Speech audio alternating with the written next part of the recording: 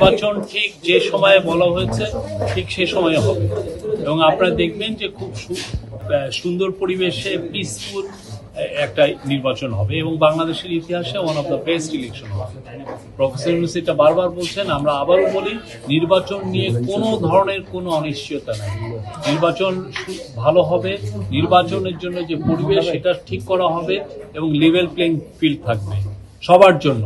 যে কোনো ক্যান্ডিডেট বলতে পারবেন না যে না তার প্রতি অন্যায় করা হচ্ছে বা তাকে তার যে ফিল্টার লেভেল নাই সে এই পরিবেশ পাচ্ছেন না। আমরা পরিবেশ নিশ্চিত করব, খুব সুন্দর পরিবেশে ইলেকশন হবে এবং আমি বলছি তো এই নির্বাচন কোনো পিছানোর কোনো নাই, এটা নির্বাচন হবেই এবং খুব ভালোভাবে হবে। পিয়ার পদ্ধতি নিয়ে একটা আলোচনা হচ্ছে, এটা ন্যাশনাল মানে কনসেনসাস কমিশনের সাথে পলিটিক্যাল পার্টিগুলোর সাথে কথা হচ্ছে। আপনার বুঝতে হবে যে কথা কিন্তু সবাই বলছেন, কেউ কিন্তু কথা থেকে বয়কট করছেন না, সবাই খুব ভালো পরিবেশে কর্ডিয়ালি প্রতিদিন কথা বলছেন।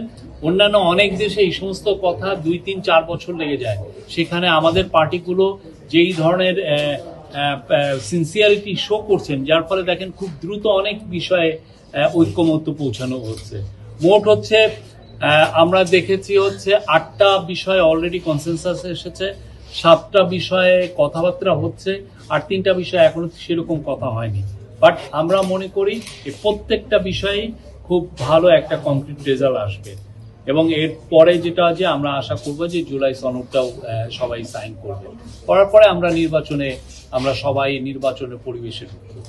এই মনসুনটা এই যে বৃষ্টির সময় শেষ হওয়ার পরে দেখবেন যে পুরো গ্রামে গঞ্জে বাংলাদেশে আনাচে কানাচে নির্বাচনের হাওয়া বইছে এবং বাংলাদেশে আমি বলবো অনেক বছর বাংলাদেশে ইয়াং ছেলেরা ভোট দিতে পারেন নাই, এবার অনেক ইয়াং ছেলেরাও এই